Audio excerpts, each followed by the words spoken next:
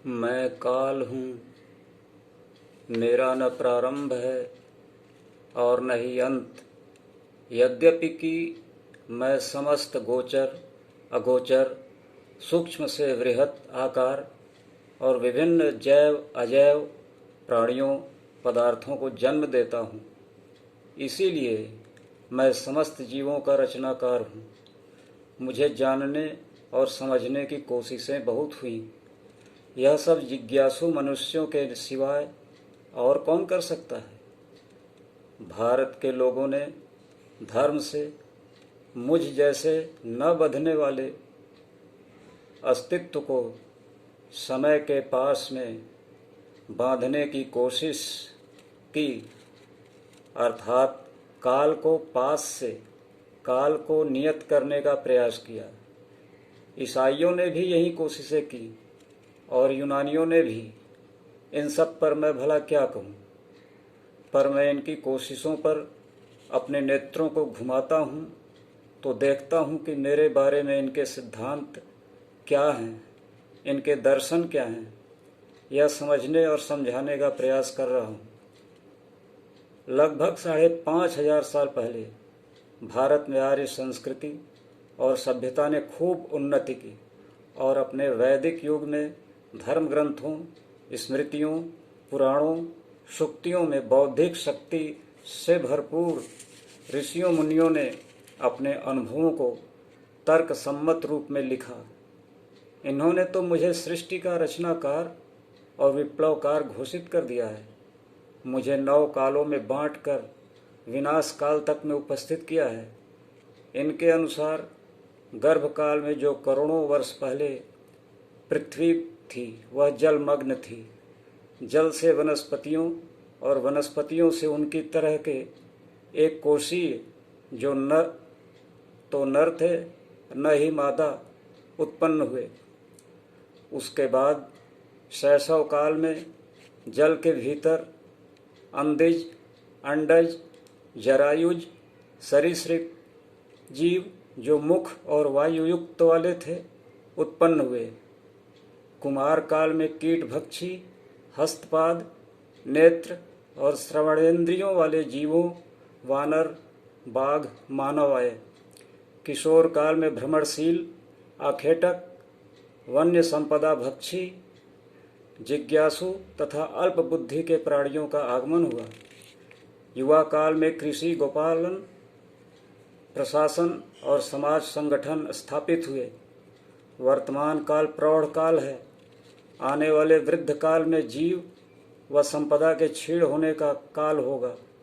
जीर्ण काल अन्न, जल, वायु, ताप का घोर अभाव होगा और अग्नि का प्रकोप बढ़ेगा।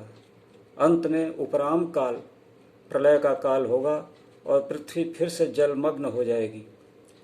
ईसाइयों के धर्मगुरु आर्चबिशप ऊसर ने 1650 में अपनी गणनाओं द्वारा घोषित करते हुए मुझको ईश्वर का दर्जा दिया और कह दिया कि मैंने 1 अक्टूबर 4004 ईसा पूर्व विश्व की रचना शुरू की और 23 अक्टूबर 2004 ईसा पूर्व समूचे विश्व को रच दिया।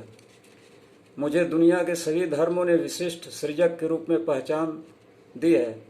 अब चलिए विश्व के जीव विज्ञानियों की सम्मतियों की ओर ले चलें। इनका मानना है कि पृथ्वी पर पहला जीव अजैविक रूप में आया। इन वैज्ञानिकों में कुछ ने कहा निर्जीवों से जीव उत्पन्न नहीं हो सकता, केवल जीव ही जीव को उत्पन्न कर सकता है। पदार्थों से जीवनोत्पत्ति की जो धारणा 1871 में चार्ल्स डार्विन ने यह कहकर दी कि संभवतः किसी गड्ढे में अमोनिया, फास्फोरस, लवण युक्त गर्म पानी के एकत्र होने और प्रकाश, ऊष्मा, विद्युत आदि के प्रभाव से निर्जीव पदार्थ फिर जीव की उत्पत्ति हुई हो। इनके रास्ते पर बढ़कर ग्रीक दार्शनिक अरस्तु ने कहा पानी युक्त कीचड़ से मेढक और सड़ते हुए मांस से मक्खियाँ उत्पन्न हुई। वान हेलमांट ने बताया पुराने कपड़ों तथा अनाज से चूहे जैसे जीव पैदा हुए। रूसी वैज्ञानिक अलेक्जेंडर इवानोविच ओपेरिन ने 1924 में कहा कि निर्जीव पदार्थों से जीवों की उत्पत्ति का सिद्धांत मजबूत है। रासायनिक पदार्थों के जटिल संयोजन से जीवन का विकास हुआ। इन्हीं के सिद्धांत को 1929 में जेबियस हाल्डेन ने आगे बढ़ाया। स्टैनले मिलर ने 1953 में प्रयोगों द्वारा ओपेरिन्स के सिद्धांत को पुष्ट किया। 1992 में होराल्ड होरोविट्ज ने कहा कि जीव दोहरी झिल्ली वाले कोशिकाओं से बने होते हैं। हर कोशिका में 50 से 90% जल भरा होता है। जल ही प्रकाश संश्लेषण क्रिया से हाइड्रोजन, प्रोटीन और ऑक्सीजन की आपूर्ति करता है। जीवन निर्माण के लिए सह संयोजकों जैव अणु carbon, hydrogen, nitrogen, oxygen, phosphorus, गंधक के गुण हैं।